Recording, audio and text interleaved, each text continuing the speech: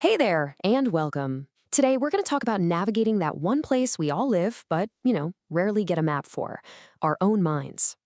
In a world that is constantly pulling for our attention, we're going to explore a really practical path to finding a little more calm and a little more clarity inside. So, let me just start with a question that I think pretty much everyone can relate to. Does your mind ever feel like a web browser with just way, way too many tabs open? That constant stream of thoughts and worries and plans and replaying conversations? If you're not in your head right now, trust me, you are not alone. And here's the most important thing to get right from the start.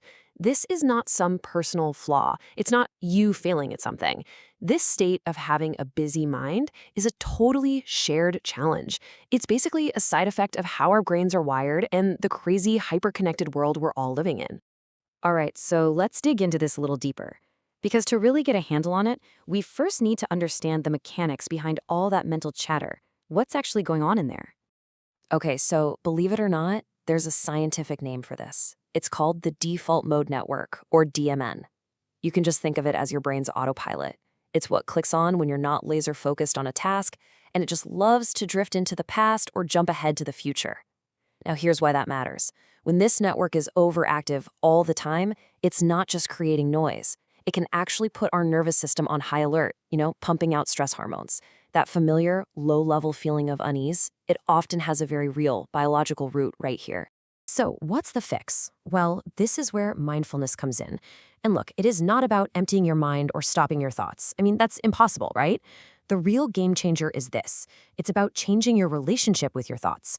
It's about learning how to take a step back and just become an observer, watching them come and go without getting totally swept away. And that practice is what helps dial down that stress response and find some calm. Okay, enough theory. Let's get practical. We're going to start with our first tool, and it's a foundational one. It uses something you literally have with you every single moment of your life, your breath. We're going to use it as an anchor to right here, right now. So let's just walk through this step by step. First, just find a comfortable seat. Your spine is straight, but not, rigid and stiff. Now, second, simply bring your attention to the feeling of your breath.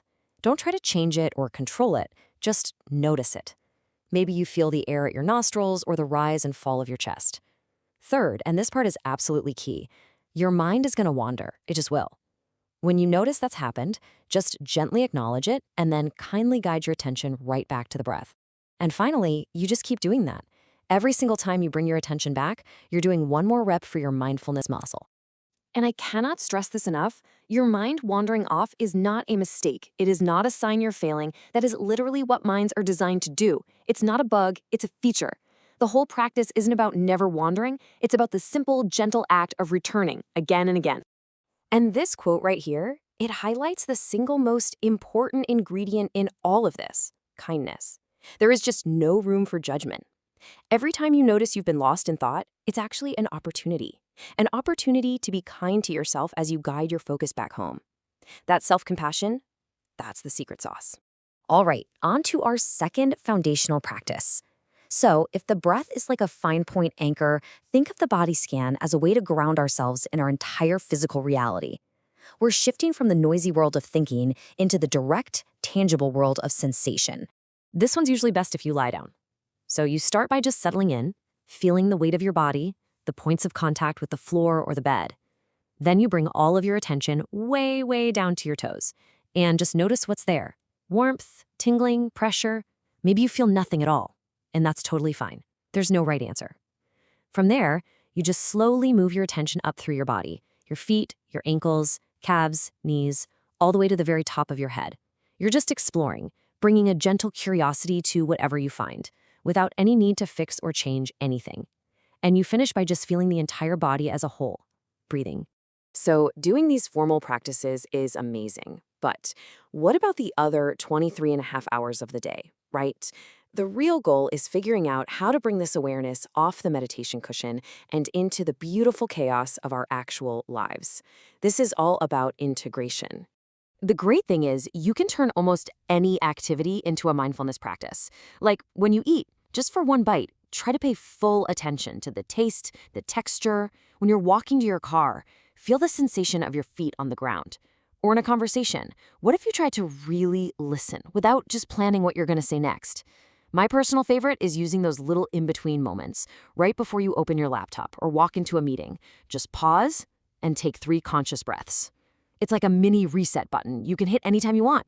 And let's be real here. The goal is not to achieve some perfect monk-like state of being mindful 24/7. I mean, honestly, that sounds exhausting.